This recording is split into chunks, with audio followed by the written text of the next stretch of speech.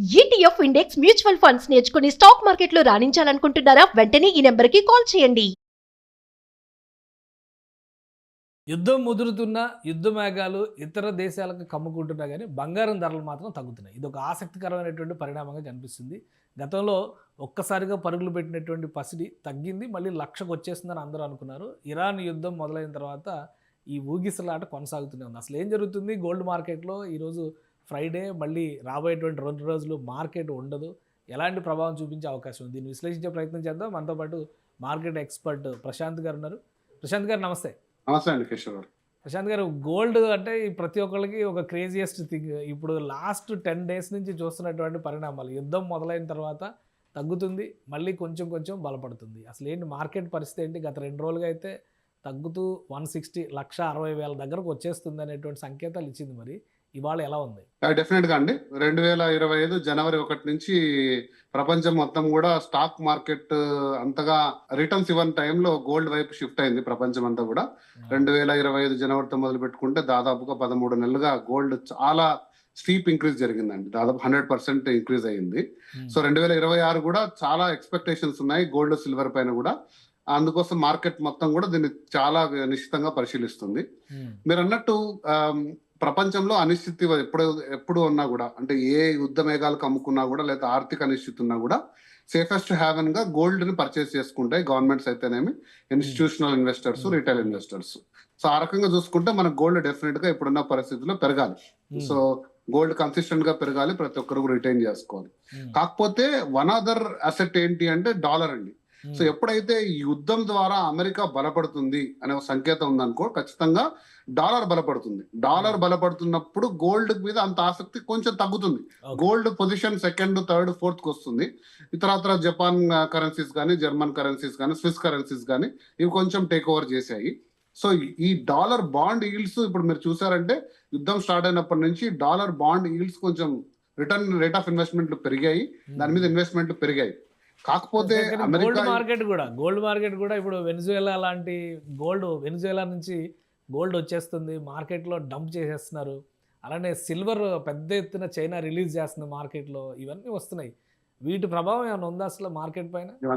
ఇవంతా ఊహాగానాలండి. ఎందుకంటే గోల్డ్ అనేది డెఫినెట్ గా ఇన్సూరెన్స్ అసెట్. అది ఏ దేశమైనా కూడా రిలీజ్ చేయదు. దేశం మరీ తీవ్ర నష్టాల్లో, శ్రీలంక లాంటి పరిస్థితులు వచ్చినప్పుడు మాత్రమే బెయిల్అవుట్ కోసం వాడుకునే సాధనాలు, వాటిని అమ్ముకొని ట్రేడింగ్ చేయరు. 1. 2, గోల్డ్ ని ఎవరు మైన్ చేసి తీసే పరిస్థితిలో లేదు. ప్రపంచంలో ఆల్మోస్ట్ 90% గోల్డ్ మైన్ అయిపోయింది. సో కొత్తగా ఇప్పుడు తవ్వి గోల్డ్ తీసే పరిస్థితులు లేదు. కాబట్టి ఉన్న గోల్డ్ అంటే ఏదైతే ప్రొడ్యూస్ చేస్తున్నాయో కంట్రీస్, వాటి నుంచి మాత్రమే లిమిటెడ్ గా ఉంది. సో సిల్వర్ అంటారా, సిల్వర్ కి డిమాండ్ చాలా ఉంది, ఇండస్ట్రియల్ నీడ్ ఎక్కువ ఉంది, దానికంటే ఎక్కువ హోల్డ్ చేసి పెట్టుకున్నారు, దానివల్లే ఫ్లక్చుయేషన్స్ ఉన్నాయి. బట్ గోల్డ్ అనేది డెఫినెట్ గా నెక్స్ట్ మళ్ళీ ఇంకొక 100 years తీసుకున్నా కూడా అది గ్రోత్ అసెట్, అంటే పెరిగే సాధనమే కానీ అది అమాంతంగా పడిపోయే సాధనం అయితే కాదు. కాకపోతే ఈ మార్కెట్ లో ఈ టైంలో కొంచెం ఫ్లక్చుయేషన్స్ చూస్తుంది. 1-2% మీరు చూస్తే కూడా గోల్డ్ పడినా పెరిగినా కూడా 1-2% ఉంటుంది. బట్ కన్సిస్టెంట్ గా మనం ఎప్పుడు ఒకటే చెప్తాను మార్కెట్ లో చెప్పినప్పుడు, జనవరి 1, 2026 1,40,000 గోల్డ్. సో ఒకవేళ మీరు ఆ రోజు మార్కెట్ లో చూసుకుంటే, ఈ రోజు కూడా స్టిల్ 15%, దాదాపుగా 15% రిటర్న్ ఇచ్చింది ఇన్ మ్యాటర్ ఆఫ్ 3 months. అంతే కదండి. జనవరి, ఫిబ్రవరి, మార్చ్ తీసుకున్నా కూడా ఒక 2.5 months లో 15% అంటే యాన్యువల్ గానే మంచి రిటర్న్ అనుకునే సాధనం. సో గోల్డ్ ఎప్పుడు కూడా లాంగ్ రన్ హొరైజన్ లో మీరు తీసుకుంటే ఖచ్చితంగా మంచి రిటర్న్ ఉంటుంది.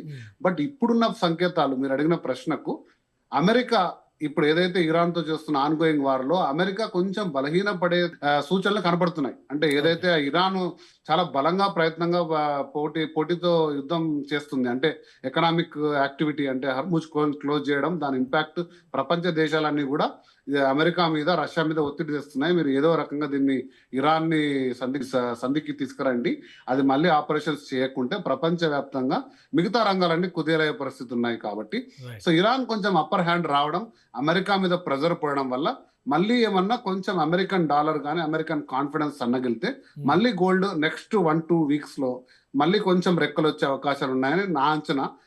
ప్రపంచవ్యాప్తంగా కూడా చూడాలి. మీరు అన్నారు ఈరోజు ఫ్రైడే 5,200 ఉన్నట్టుంది ఔన్స్, 28.5 grams, $5,200. ఒక $100 నుంచి $200 ఈ వీక్ లో పెరిగే అవకాశం ఉంది అంటే దాదాపుగా 5,000 నుంచి 10,000 అనేది ఒక అంచనా ఉంది. ఓకే. బట్ ఈ యుద్ధ వాతావరణం ఎలా పోతుంది అనేది రేపు ఏమవుతుందని చెప్పే పరిస్థితులు లేదు కాబట్టి కానీ అంటే రూపీ వర్సెస్ డాలర్ కూడా ఏమైనా ఎఫెక్ట్ ఉంటుందా? రూపాయి 100% కనిష్టానికి వెళ్ళిందని చెప్పి అంటున్నారు. దాని ఎఫెక్ట్ కూడా ఏమైనా కనిపిస్తుంది? 100% అండి. ఇప్పుడు ఆల్రెడీ గోల్డ్ రేట్స్ అనేటివి పెరుగుతున్నా తరుగుతున్నా అది ప్రపంచవ్యాప్తున్న పరిస్థితిలో. కానీ ప్రపంచం గోల్డ్ ఎక్కువ పెట్టుకుంటుంటే మనం ప్లస్ ఇంకా కొంచెం ఎక్కువ పెట్టుకోవాల్సిన పరిస్థితి. ఎందుకంటే మనం ఇంపోర్ట్ చేసుకునేది డాలర్స్ పే చేసి చేసుకోవాలి. ఇండియాలో గోల్డ్ ఎక్కడ లేదు. ఇక్కడున్న రీసైకిల్ గోల్డ్ తప్పిస్తే మనం ఇంపోర్ట్ చేసుకుంటున్నాం మాక్సిమం గోల్డ్. వాటికి డాలర్ పే చేయాల్సిందే, డాలర్కి రూపీ కన్వర్షన్ చేసుకోవాల్సిందే. ఆ పెరుగుతున్న రూపీ ఏదైతే డిప్రిషియేటింగ్ రూపీ కూడా మన మీద పడుతుంది. ఆ ఇంపాక్ట్ ఉంటుంది, ఆ ప్రైస్ ఇంపాక్ట్ కూడా ఉంటుంది. బట్ చూద్దాం రాబో 2-3 వారాల్లో యుద్ధం ఏ రూపు ఇదే ఎఫెక్ట్ లో ఇదే పద్ధతిలో పెరుగుతుంది అంటారా? సిల్వర్ పరిస్థితి ఏంటి? సిల్వర్ కొంచెం స్లైట్లీ డిఫరెంట్ అనాలిసిస్ అండి, నేను కలిపి చేయలేను. సిల్వర్ మార్కెట్ ఏంటంటే చాలా చిన్నది, గోల్డ్ తో పోలిస్తే ఇంత ఫ్రాక్షన్. చిన్న ఒడిదుడుకులు వచ్చినా దాని ఇంపాక్ట్ పెద్దగా అయిపోతుంది. మీరు ఒక చూసారు జనవరి 31 సిల్వర్ ₹1,00,000 వచ్చేసింది తేడా. గోల్డ్ అలా ఎప్పుడు రాదు, ఎందుకంటే gold market very wide. Silver అనేది చాలా తక్కువ మార్కెట్, ఫ్లక్చుయేషన్స్ చాలా డీప్ గా వస్తాయి. బట్ కన్సిస్టెంట్ గా మీరు కానీ సిల్వర్ ఇన్వెస్ట్ చేసి ఉంటే అది కూడా దాదాపుగా 1,60,000, 1,70,000, 80,000 ఉండే అది జనవరి 1 కి దాదాపుగా 2,70,000 వరకు ఉన్నట్టుంది. 2,40 నాకు కరెక్ట్ గా గుర్తులేదు, కానీ అది కూడా పాజిటివ్ లోనే ఉంది. మీరు ఒక 1 year 2 years హరైజన్ లో తీసుకోగలిగితే సిల్వర్ కానీ గోల్డ్ కానీ డెఫినెట్ గా మీకు 24, 25, ఈవెన్ 50% రిటర్న్ వచ్చే అవకాశాలు ఉన్నాయి. సో సిల్వర్ కూడా ఫ్లక్చుయేషన్స్ కి గురవుతుంది, కానీ గోల్డ్ కంటే ఎక్కువ ఫ్లక్చుయేషన్స్ ఉంటాయి. సో బట్ సిల్వర్ కూడా కన్సిస్టెంట్ గా రిటర్న్ ఇచ్చే ఐటమే. రైట్. థ్యాంక్ యూ ప్రశాంత్ గారు విశ్లేషణ అందించినందుకు. ఇరాన్ యుద్ధ ప్రభావం ప్రపంచ ఆర్థిక వ్యవస్థ పైన చూపిస్తుంది. అలానే అమెరికాలో డాలర్ బలపడడం అనేది కూడా బంగారం ధరల నియంత్రణ లేదా తగ్గడానికి కొన్ని సంకేతాలు కనిపిస్తున్నాయి. మరొక 2 వారాలు కనుక యుద్ధం కొనసాగితే అమెరికాలోనే కాదు ప్రపంచవ్యాప్తంగా బంగారు ధరలు మళ్ళీ రెక్కలు వచ్చేటువంటి అవకాశం ఉంటుందని ప్రశాంత్ గారు చెప్తున్నారు. ఇది స్పెషల్ డిస్కషన్. Keep watching.